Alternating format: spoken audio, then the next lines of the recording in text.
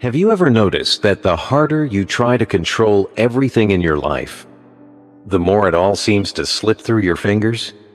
You plan every step. You push. You chase. And still things unravel in ways you never expected. But what if I told you that the real power doesn't lie in control? It lies in calm.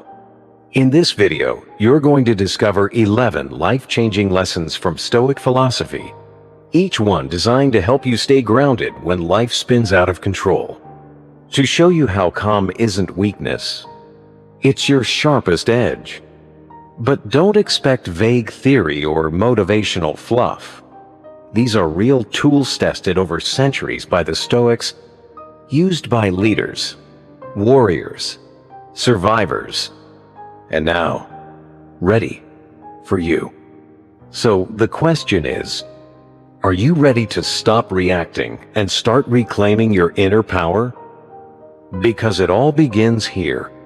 So now you're ready to discover how calm can become your greatest strength. But before we dive into the lessons, let me tell you a true story. One that proves the power of inner control in the face of absolute chaos. It's the story of James Stockdale, a man who faced one of the most brutal trials imaginable and survived, not through brute force, but through the wisdom of Stoic philosophy. James was a decorated U.S. Navy pilot, disciplined, precise, trained for any mission.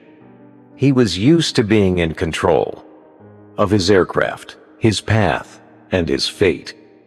Until one day, in the thick of the Vietnam War, everything changed in a heartbeat. His plane was shot down. There was no time to think. Just a deafening explosion, a sudden freefall, and the rush of air as he ejected.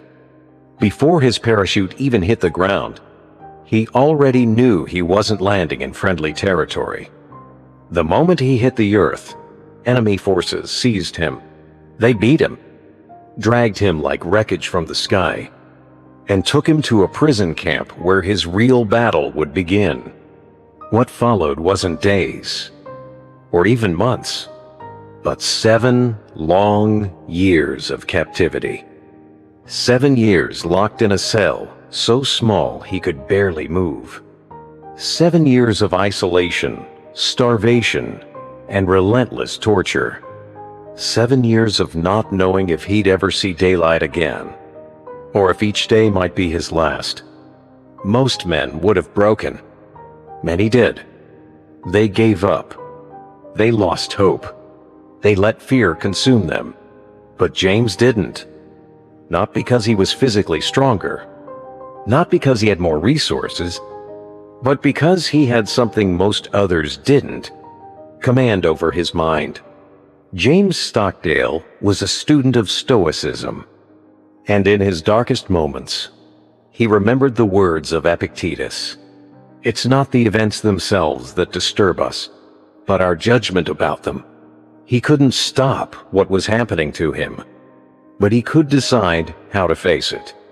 So he did. He refused to be broken.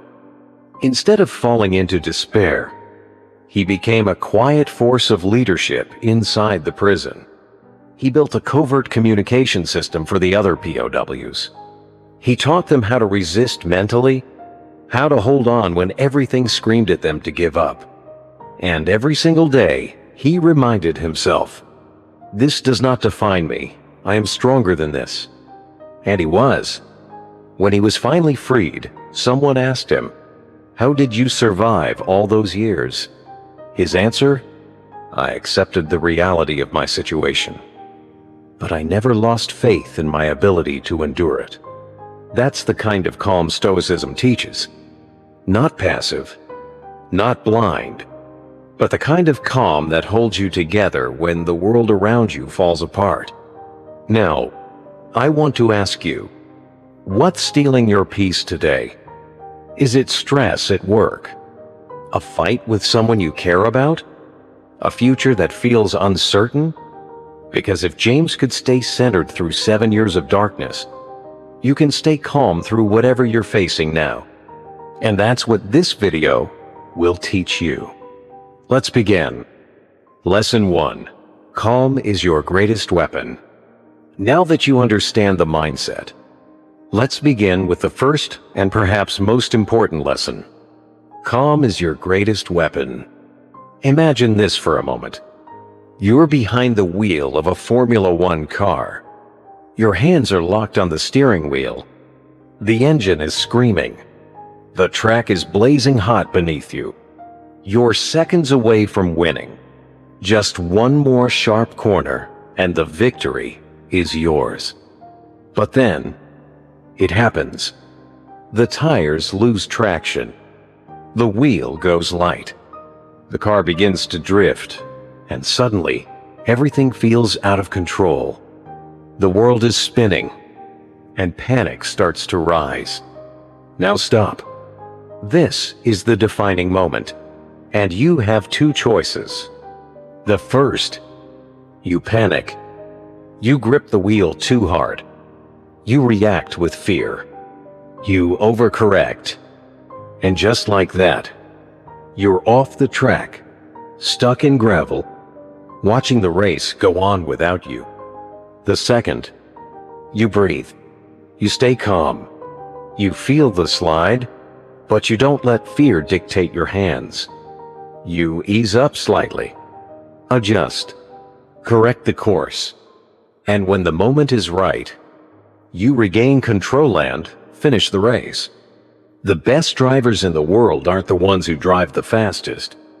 They're the ones who stay steady when everything around them is falling apart. Life works the same way. It's not about trying to dodge every problem. It's about training yourself to meet each one with clarity, so you can respond, not react. If you look at the most successful people, truly resilient ones, you'll see a pattern. It's not that life never tests them. It's that they know how to stay centered when the test arrives. Author Ryan Holiday calls this a strategic edge.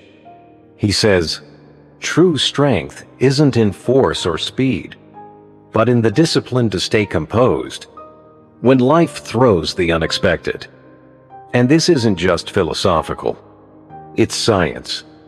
Marcus Aurelius said it thousands of years ago. If you are troubled by something external, it is not the thing itself that disturbs you, but your judgment about it. Modern neuroscience agrees. When you panic, it's the amygdala taking over, the primal part of your brain that reacts with fear, anger, frustration. But when you stay calm, you activate the prefrontal cortex, the part of your mind responsible for reason, logic, and decision-making. A study from the Institute of Cognitive Neuroscience in London found that people who train their ability to stay calm under pressure not only reduce stress, but consistently make better long-term decisions. They don't react impulsively. They respond strategically. Now I know what you're thinking. This all sounds great in theory, but what happens in real life? What do you do when chaos appears out of nowhere? When emotions hit harder than any car crash? That's why you need to train calm before the storm hits. Let me give you two simple strategies to begin. First, use the observer technique. When things go wrong, imagine watching your situation from the outside, like a movie. You're not the actor, you're the audience. What advice would you give the main character? This mental shift gives you space, and space gives you control. Second, train your calm in the little things. Picture this. You come home from the store. You're unpacking groceries, and suddenly crash, your carton of eggs hits the floor. Mess, frustration, and that inner scream, why now? But this is your test. Because if small things can steal your calm, what will happen when real problems appear? Staying calm isn't something that shows up magically in crises. It's a muscle, and like any muscle, you need to train it every day. So let me ask you, are you going to keep reacting like a rookie who spins out at the first sharp turn? Or are you ready to master the art of control through calm? Lesson 2. You can't control everything. Let's move to the next truth, one that might challenge everything you've been taught. You can't control everything. Have you ever had a day where everything seemed to unravel? You wake up early, feeling confident. Today's the day you've got it all mapped out. You'll finish that big project, get your workout in, cook something special for dinner. Perfect. And then, your boss throws an unexpected assignment your way. Your friend cancels dinner at the last minute. You call someone for encouragement, but instead, they hit you with a comment that knocks the wind out of you. Suddenly, the day collapses. Frustration rises, and you're no longer in control. Sound familiar? Here's the deeper problem. It's not just that we want to manage our own time. We also try to manage everything and everyone around us. We want people to act the way we imagined. We want events to unfold exactly as we planned. We crave perfection. And we expect others to follow the script we wrote in our minds. Think about it. How many times have you tried to change someone? To help them see reason? To get them to do things your way? Maybe it's a friend who keeps repeating the same mistake, no matter how many times you offer advice. Or a partner who just can't see things from your perspective. Or maybe it's your parents, and you wish they'd stop worrying and finally understand how you see the world. And when they don't, you get angry. You feel unheard. You believe everything is falling apart. But the problem isn't the person. It's not the situation. It's your attachment to the illusion of control. Naval Ravikant, a modern philosopher and entrepreneur, said it clearly. Suffering comes from the desire to control the uncontrollable. And he was right. We waste enormous energy trying to shape outcomes, manipulate variables, and mold people to fit our expectations. But here's the truth. The more you resist reality, the more it pushes back. The result? Stress, anxiety, exhaustion. This isn't just modern wisdom. Epictetus nailed it over 2,000 years ago. Some things are within our control, and some are not. Only those who cling to what they cannot control will suffer. Science echoes this. A study from Stanford University examined how control impacts stress. 2 groups were given tasks. One group had complete control over the outcome. The other faced unpredictable variables beyond their influence. Guess what they found? The group that accepted uncertainty experienced less anxiety. They adapted better. They stayed emotionally stable.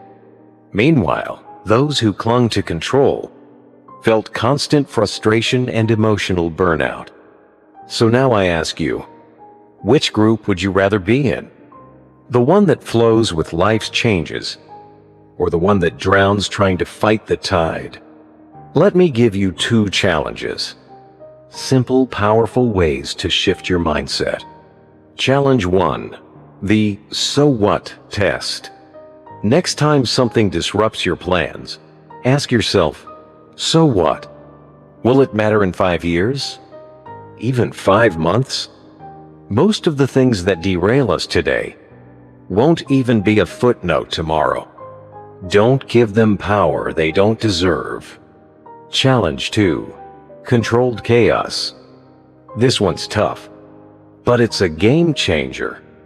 Once a week, let go of your need to control everything. No detailed planning. No rigid expectations. Just flow. Adapt. Observe. You'll be surprised how quickly your mind adjusts. and how letting go of control actually brings you more of it. Because life isn't a highway. It's an ocean.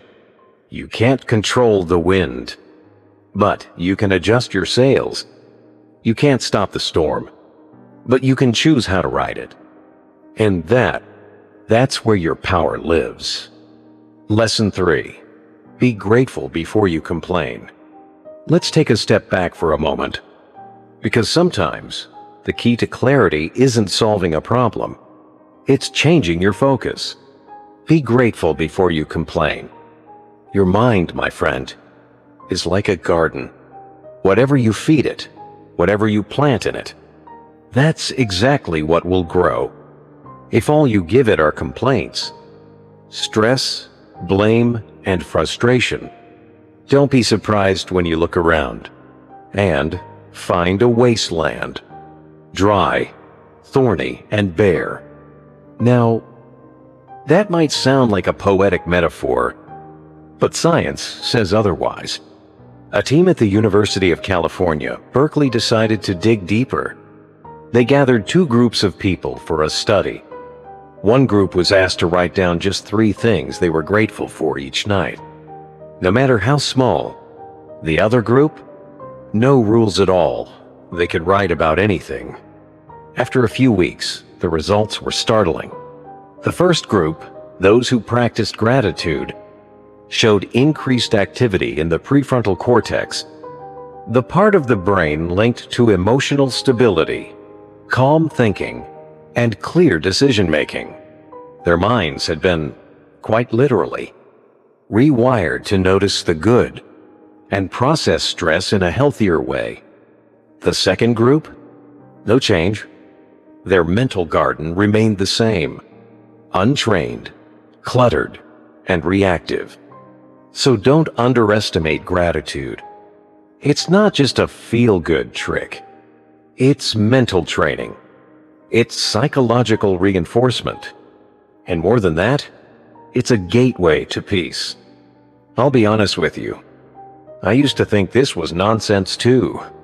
Another self-help gimmick. But one day, I tried it. Every morning, I started by writing 3 things I was truly grateful for. At first, it felt forced, but something shifted. Over time, I began to realize what Seneca had said long before me. It is not happiness that makes us grateful, but gratitude that makes us happy. Think about this. It's Monday. You wake up, and immediately, your brain starts complaining. You need a break. Your job is too demanding.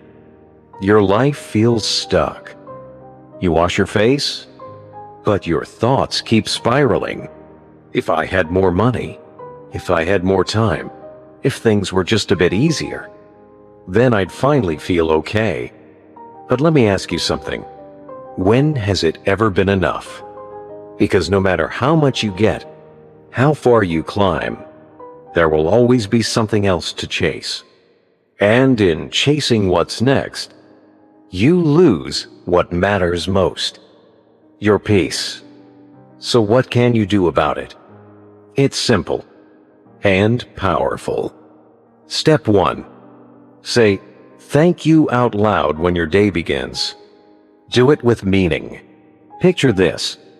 You sit up in bed, stretch your arms, and say with full energy, thank you. Yes, it might feel strange, but it immediately shifts your attention from lack to abundance. Step 2. Before you fall asleep, write down 3 good things from your day. And challenge yourself. Don't just write the obvious. Notice the small wins. The perfect cup of coffee. A warm smile from your partner. A joke that caught you off guard. If you don't teach your brain to find the good, it will keep spotting the bad. Step 3. Focus on what you have, not what you think you're missing. Because gratitude isn't about pretending everything is perfect. It's about recognizing that within the imperfection, there's already more than enough. And when your mind knows how to appreciate, you stop chasing peace, because it's already within you. Lesson 4. Think well and attract the best. Before we move on, let me remind you of something essential. Peace doesn't come from having more. It comes from appreciating what you already have. Because if you can't be content now, you won't be content later.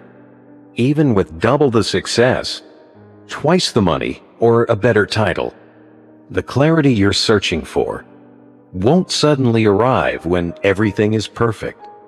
It begins the moment you choose to shift your focus. Because complaining changes nothing. Gratitude changes everything. Now, let's talk about what comes next. Think well and attract the best. Let me tell you a story. A real one. A friend of mine was recently hit with news that would shake anyone to their core. A serious health issue. The kind that turns your world inside out and leaves you grasping for stability. Suddenly, life wasn't about plans or goals. It was about hospital corridors, medical results, and a growing sense of fear. But the hardest part? It wasn't the diagnosis. It was his own mind. Each morning, he woke up drowning in thoughts like, what if this gets worse? What if I never get better? Why is this happening to me? And of course, when those are the first words you tell yourself each day, everything around you starts to darken. It was like walking through a tunnel with no light ahead. But then something unexpected happened. While waiting for another appointment, he overheard a talk by Tony Robbins. Just a short sentence, but it landed with force. The quality of your thoughts determines the quality of your life. That phrase echoed in his mind. It sounded familiar. He started digging, and then he found it. Marcus Aurelius had written something almost identical. 2,000 years ago, the happiness of your life depends upon the quality of your thoughts. And that was the turning point. He realized something profound. He couldn't control the illness, but he could control how he met each day. So he made one change. Each morning, before even getting out of bed, he forced his first thought to be something positive, something he could look forward to, no matter how small. Today, I'll find something that makes me laugh. Today, I'll be present with my family. Today, I'll be grateful for one thing I still have. And while the circumstances didn't change, his strength did. His energy did. And eventually, so did his path forward. You see, Marcus Aurelius didn't avoid the storms. He mastered his mind so that even in the chaos, he remained anchored. And so can you. So ask yourself, how are you using your thoughts? Are they lifting you up or dragging you into a pit? Here's how to take control. First, reframe every negative spiral. The moment your brain says, "This is a disaster," pause. Breathe. Replace it with, "This is a challenge, but I'm learning something from it." It's not about pretending everything is fine. It's about training your mind to look for openings instead of dead ends. Second, protect your environment. Negativity spreads fast. If you surround yourself with people who always complain, always doubt, always quit, you'll start doing the same. So seek out those who expand your vision, who ask better questions, who push you forward instead of pulling you back. And third, rehearse success in your mind. Before the day begins, close your eyes. Picture yourself responding with grace, solving problems calmly, walking into situations with grounded confidence. It's not fantasy. It's training. When your brain has already visualized success, you're far more likely to live it. Because your thoughts shape your decisions, and your decisions shape your life. So I'll ask again, are you thinking well? Because when you do, you won't just survive. You'll attract better. You'll become better.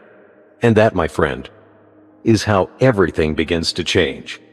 Lesson 5. Your attention defines your reality. Before we go on, let me ask you again, what is it that you want to attract into your life? Write it down. Say it out loud.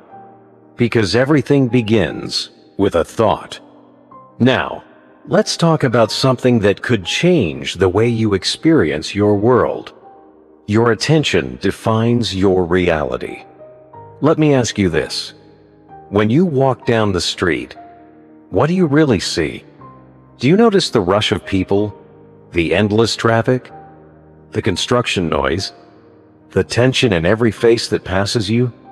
Or do you notice the way the sunlight hits the buildings, the way the trees move with the breeze, or the sound of birds singing between all that noise?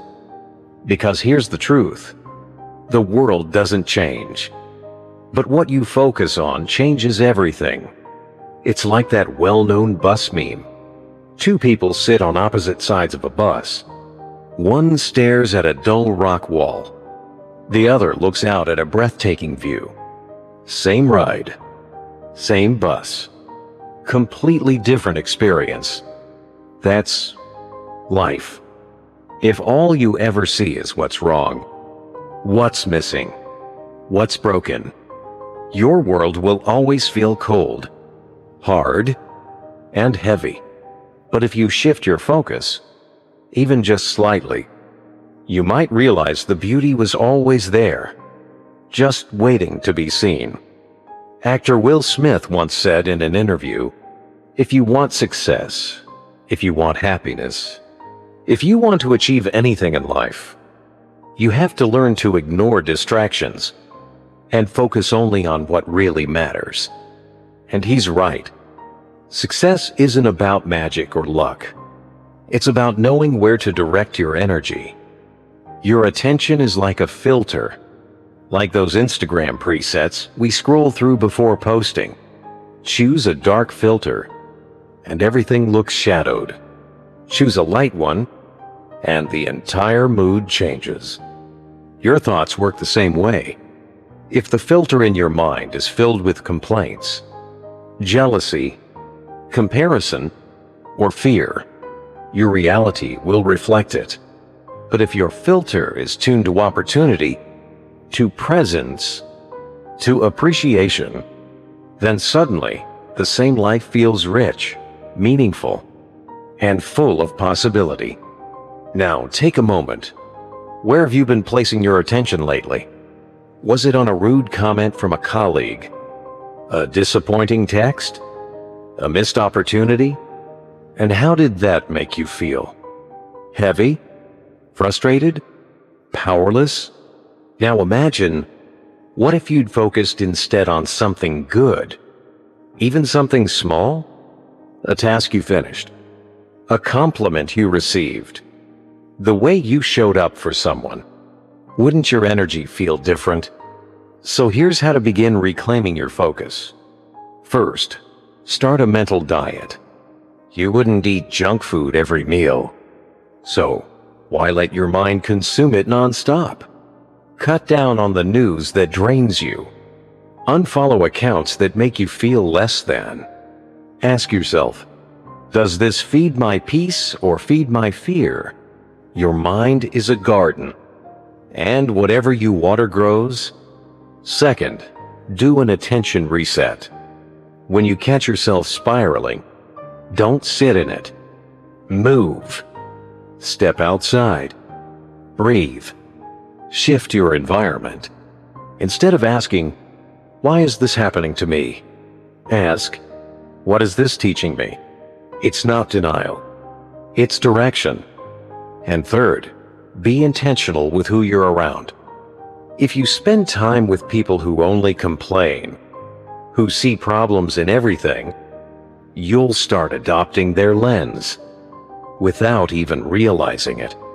But if you surround yourself with people who build, who encourage, who challenge you to see the good even in chaos, you begin living with a different level of awareness. Because in the end, your reality is shaped not by what happens, but by what you choose to focus on. So where will you point your attention next? Lesson 6. If you don't rest, your mind shuts down. Let me share something simple, but often ignored. Where your attention goes, there your energy flows. And as Epictetus said, where your attention goes, there is your soul. So, now that you've chosen what to focus on, let's talk about one thing that's easy to neglect, but absolutely essential if you want to stay calm, clear-headed, and effective. If you don't, rest, your mind shuts down. Let me ask you, how many times have you forced yourself to keep going, even when your body was begging for rest? You're sitting at your desk, staring at the same sentence for the third time, but nothing's clicking. You sip your coffee, you open a new tab, you try harder, push further, but your thoughts feel like static on a broken TV. You feel foggy, irritable, and frustrated. And the worst part?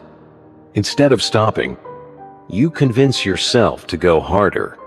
But let's be honest, has that ever worked? Pushing through exhaustion doesn't make you more productive. It just makes you sloppy, forgetful, and more likely to burn out. Here's a truth we should all tattoo on our minds. Rest isn't a reward. It's a requirement. Think about your phone.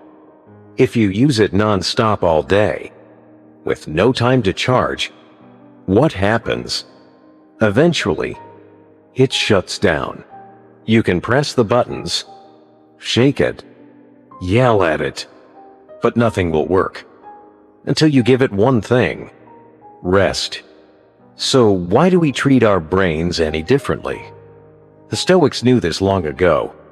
Seneca once said, "Even the sharpest sword needs rest to keep its edge."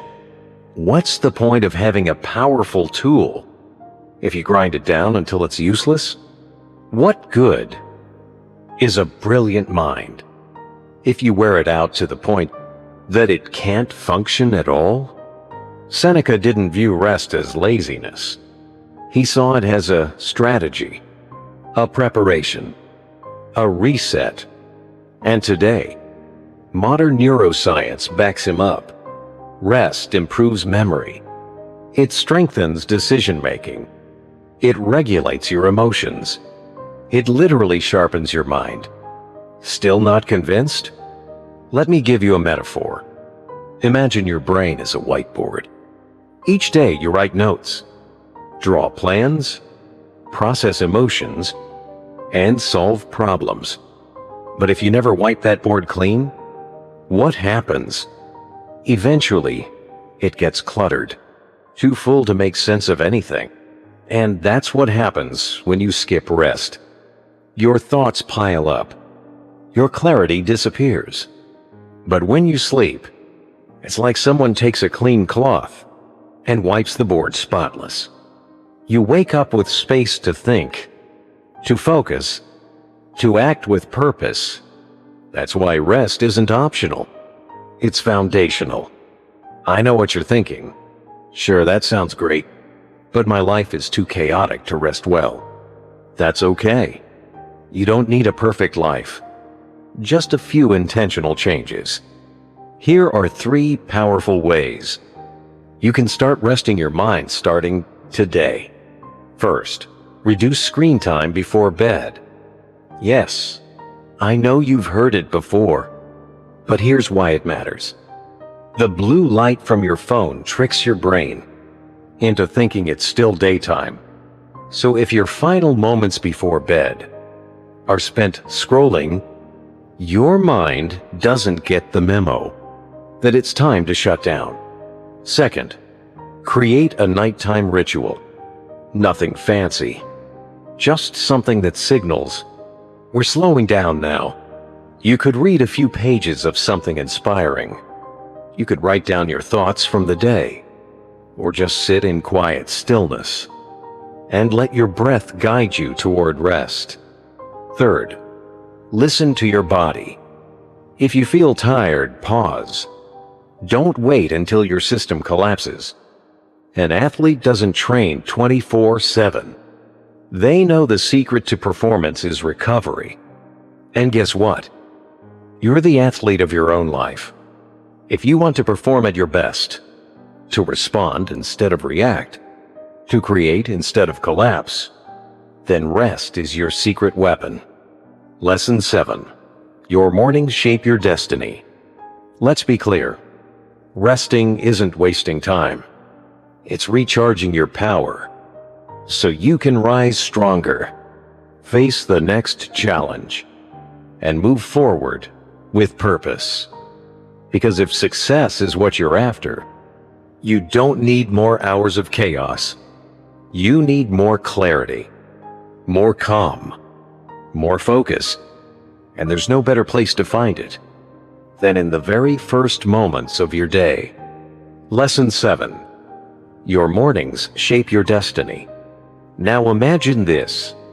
Marcus Aurelius and Seneca somehow wake up in our modern world. Marcus, Emperor of Rome, opens his eyes to the 20th century. First thing he does? Grabs his phone. Instant leapings, alerts, chaos, unread emails from the Senate, a Twitter storm criticizing his latest decision, news reports screaming trouble at the empire's border. He sighs, rolls out of bed with tension in his chest, and before the coffee even finishes brewing, he's already burdened by a day that hasn't truly begun. Now picture Seneca. He opens his eyes with ease, takes a slow breath, and before moving, he asks himself, what kind of day do I want to live? He stretches slowly, drinks a glass of water, and opens his journal to reflect. He steps outside for a short walk, letting the cool air wake him gently. No phones, no noise, just presence. One starts his day buried under circumstance. The other starts with intention. And you? Who do you resemble more each morning? You see, most people live on autopilot. They wake up, grab their phone, scroll through notifications, and allow their minds to flood with worries, messages, and everything outside their control before they even get out of bed. But here's the truth. The way you start your day is the way your day will unfold. If you begin with noise, you carry chaos into everything. If you begin with clarity, you move through the day with strength. And this isn't just philosophy. Science backs it up.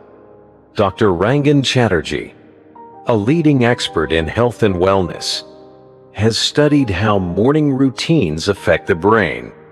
What he found is powerful. People who begin their day with calm intention, whether it's reading, journaling, stretching, or simply avoiding screens, experience less anxiety and significantly better focus throughout the day. So now, my friend, let me ask you, how do you start your mornings? And more importantly, how do you want to start them? Let's try something together. Imagine that today is the moment everything changes. Let me walk you through a new morning, one that belongs to you. You open your eyes, but this time, no phone, no notifications, no headlines, just breath, stillness. For the first 30 minutes, you give your brain peace. You let it wake up before you let the world in. And instead of reacting, you begin creating. Not a to-do list, but a small act that reminds you, I'm in control of this moment. It could be anything. Making your bed, sitting quietly with your coffee, stretching your body, writing down one intention. It doesn't have to be dramatic, but it must be deliberate. Finally, take a moment to visualize your day. Not just what you'll do, but how you'll show up. What kind of energy do you want to bring? How do you want to respond to challenges?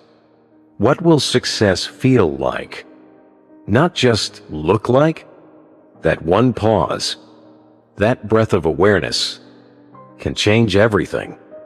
Because once you learn to master your mornings, you stop running behind the day.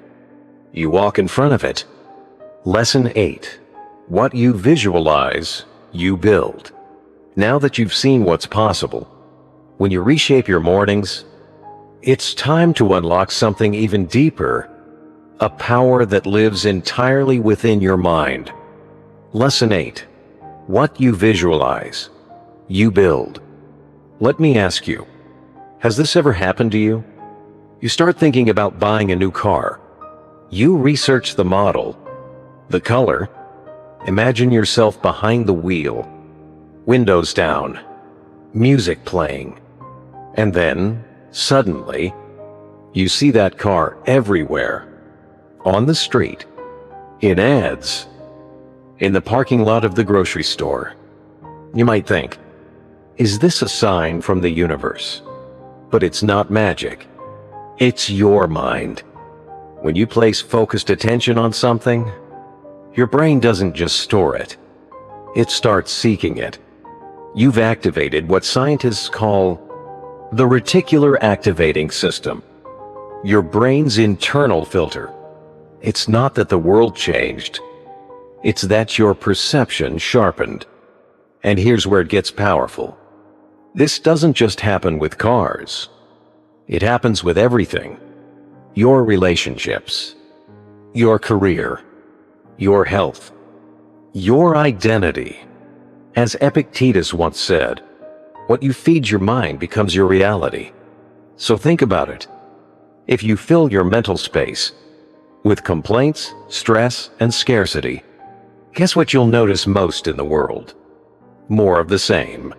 But if you shift your focus to progress, to gratitude, to growth, your brain will start finding the paths that bring those things closer. It's not just mindset, it's mental alignment. And the craziest part? Your brain doesn't know the difference between something you vividly imagine and something you've actually experienced. That's not theory. That's neuroscience. Experts like Roxy Nafousi, a leading voice in the practice of visualization, explain that when you mentally live an experience, your brain fires the same neural pathways as if you were actually doing it. That means you can rehearse success before it even happens. Want to try it? Let's do a quick exercise. Close your eyes. Picture your ideal life, not just a vague dream. I mean, crystal clear. Your home. What color are the walls? How does the sunlight pour through the windows? What does the air smell like? What music is playing softly in the background? What do your mornings look like? Now walk through it, room by room, step by step. And as you do, start to imagine the path that brought you here. Not as a fantasy, but as real actions. The projects, the decisions, the consistent effort, the days you nearly gave up but didn't. Because when you live it in your mind, you give your brain a map, and suddenly, the road forward becomes less overwhelming. The next step feels obvious. That's the true power of visualization. So how do you apply this to stay calm and build the future you want? Start here. First, create a mental script for your goals. It's not enough to say, I want success. That's too vague. Your brain needs scenes, not slogans. If your goal is confidence, don't just say, "I want to feel confident." Imagine yourself being confident, speaking with clarity, walking into a room with purpose, making decisions without second guessing. If your goal is building a business, see it in your mind. From your morning coffee to your last meeting of the day, what are you wearing? What does your workspace look like? Who are you helping? The sharper the picture, the stronger your momentum. Second, reinforce your vision in your environment. That's right. Just like elite athletes surround themselves with quotes, images of their heroes, and trophies of past wins, you should too. Put your goals where you can see them. Write affirmations. Pin up photos. Set your screensaver to your dream destination, or that project you're working toward. You become what you constantly surround yourself with. Visualization isn't wishful thinking. It's mental conditioning. It's the inner blueprint that builds the outer structure. Lesson 9. Breathe and take back control. Now that you've learned how to visualize your goals with clarity, there's one final skill you need. One that can turn the tide of any situation. From a heated argument to a life-changing decision. Lesson 9. Breathe and take back control. Picture this. The poker table is quiet. Tension thickens the air. Cards in hand, eyes locked. But the true game isn't in the hand. It's in the breath. Beginners twitch, shift, sweat, and give themselves away with every shallow inhale. But the professionals, they are still, unmoved, unreadable. Because in poker, just like in life, you don't need the perfect hand to win. You just need the presence of mind to play your hand with calm precision. Now, replace those poker chips with words. Replace the table with a real-life conversation. An argument. A confrontation. Someone provokes you, presses your buttons, throws their emotions like daggers. You feel it boiling inside. Your heart pounding, your fists clenching. That urge to snap back, to defend, to fire the first words that race through your mind. But wait, pause, because this is the moment that decides everything. If you take the bait, if you react without awareness, you've already given your power away. But if you breathe, if you pause, if you choose your response, you've won even before you speak. This is what the Stoics understood with razor-sharp clarity. Power doesn't come from dominating the moment. It comes from mastering yourself in the moment. Marcus Aurelius faced rebellion, war, and betrayal, but he never allowed chaos to rule his mind. He wrote, "Calm yet determined, cheerful yet steady. That is the man who follows reason in all things." That's not a quote. That's a manual for life. Because in every situation, you only have two options. Be ruled by your emotions, or take the wheel back with awareness. And the first step to that? Your breath. Yes, something as simple as breathing is your gateway to control. If you can't control your breath, you can't control your thoughts. And if your thoughts are in chaos, so is your life. So the next time you feel the edge, an argument rising, stress building, anger forming, don't fight it with more force. Neutralize it with breath. Try this. The 4-7-8 technique. Inhale for 4 seconds. Hold your breath for 7. Exhale slowly for 8. It's more than a breathing pattern. It's a reset button for your nervous system. It slows your heart, calms your nerves, and pulls you out of that fight or flight spiral into a place where reason lives. Now here's something most people forget. Compassion is power too. If someone lashes out, it usually has nothing to do with you. It's their storm, their pain, their internal war. Maybe they're carrying years of resentment. Maybe they've had a terrible day. Or maybe they've never learned how to control themselves. But you have. You've trained for this. And that means you get to decide. Do you enter their chaos? Or do you stand your ground, calm, collected, clear? Because in the end, the one who shouts the loudest usually loses. And the one who breathes, the one who pauses, the one who chooses, wins without needing to raise their voice. So the next time life tempts you to explode, remember this: calm is not weakness. It's strategy. It's wisdom. It's your secret weapon in a noisy world. Lesson 10. Seek silence. Find answers. Remember this. When life comes at you fast, when everything screams for your attention, don't react. Breathe first. Decide later. Because success doesn't belong to the loudest. It belongs to those who can pause, who can wait, who can choose their actions with clarity. Lesson 10. Seek silence. Find answers. Let's be honest. Most of us don't even make it out of bed.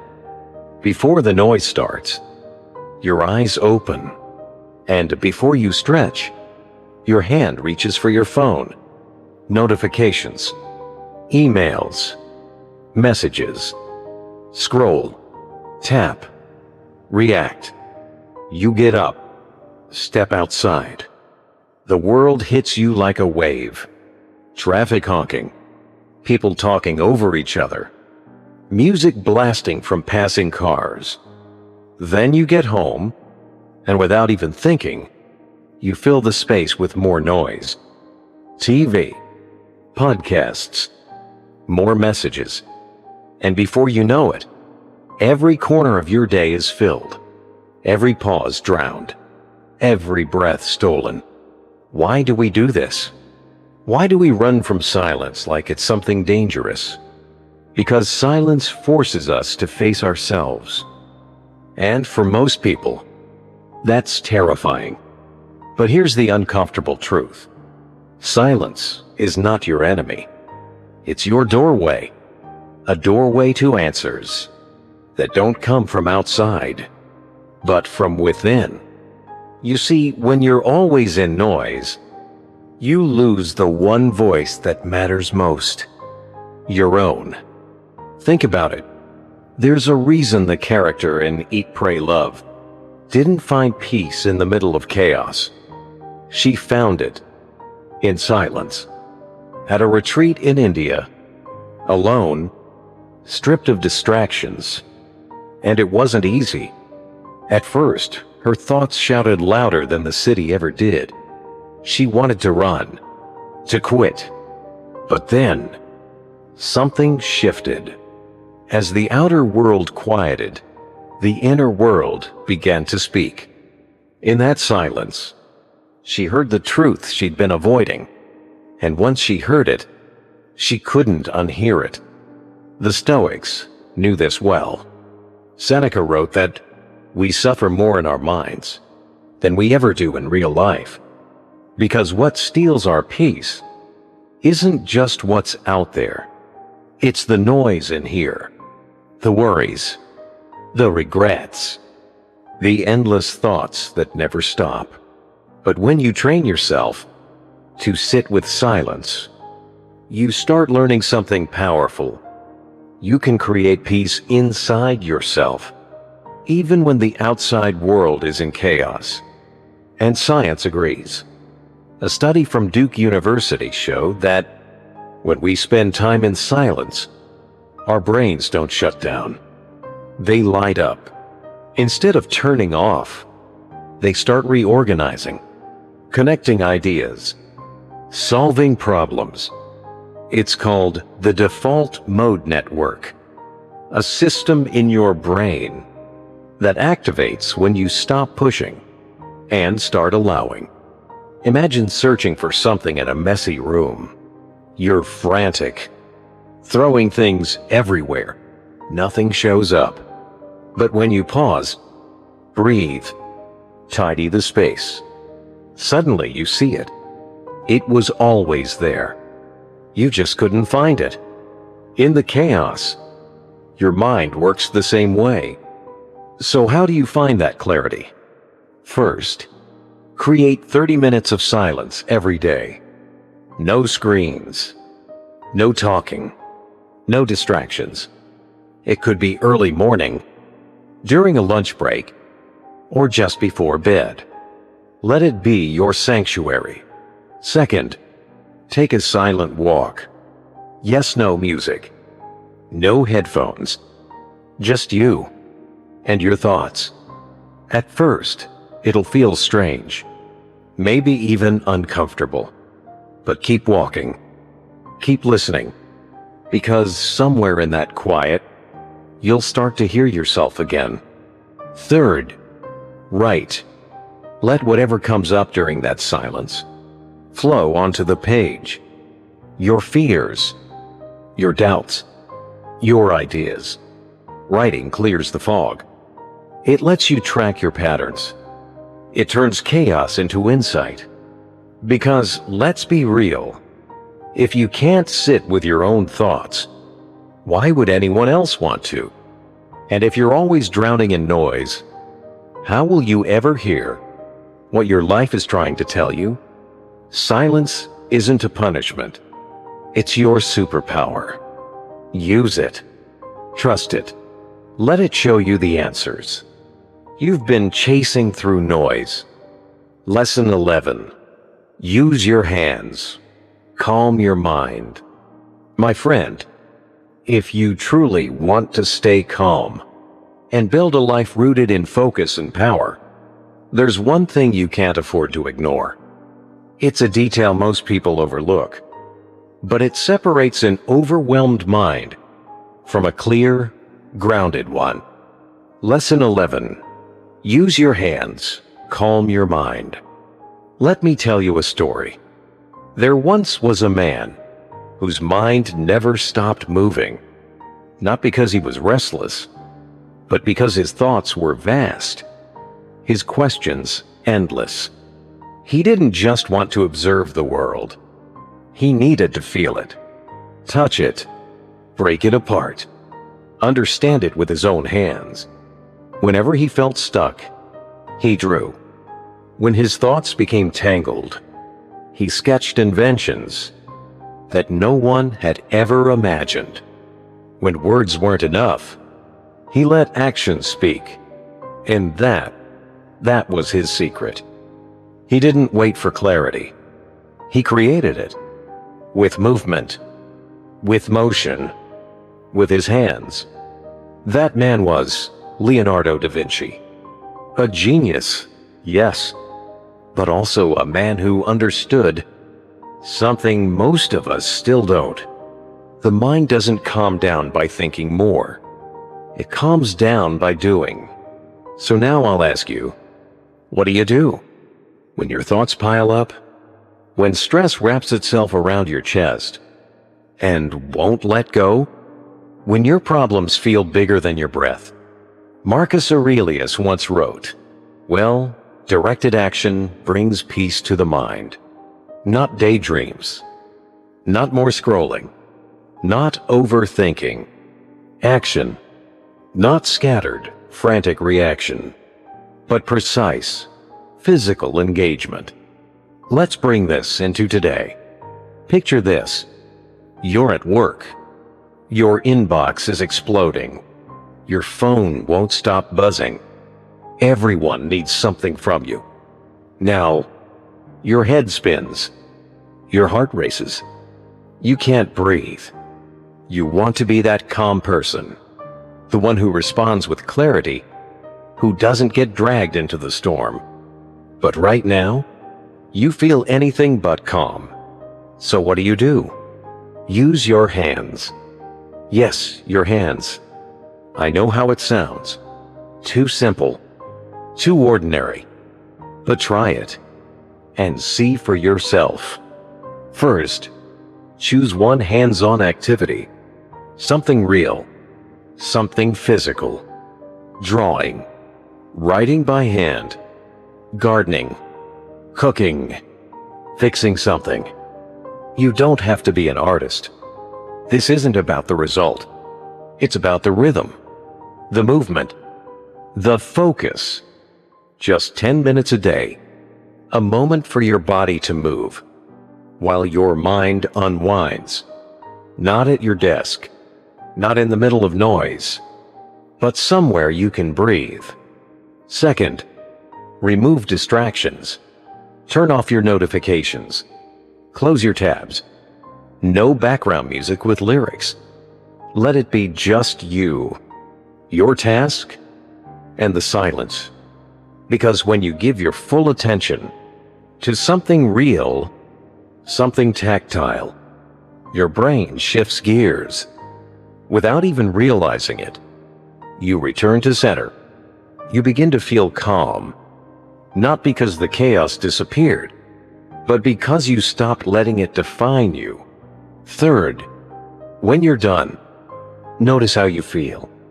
You might still have problems waiting for you, but now, you have something you didn't before. Clarity, grounding, like the dust in your mind, has finally settled. Because sometimes, when words aren't enough, your hands know what to do. And in that quiet motion, something powerful happens. You reconnect. You let go of the noise. You find answers, not through more thinking, but through doing. So, what will you use your hands for? What can you build, clean, draw, write, repair, or prepare? Not for productivity, but for peace? Because the Stoics weren't just thinkers. They were doers. They didn't just reflect. They acted. They moved forward, even in chaos. And you can too. Let your hands remind your mind how to be still. So tell me, what's the first thing you'll do with your hands to bring stillness to your mind? Be bold. Write it in the comments. Let this be your first act of clarity, your first step toward calm. Because calm isn't the absence of chaos. It's the quiet power behind every wise decision. It's what helps you act with precision, stay true to yourself, and move forward without letting stress steal your energy.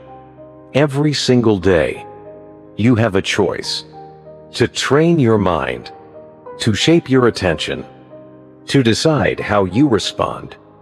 Instead of being controlled by what happens around you, you don't need a perfect life to be at peace.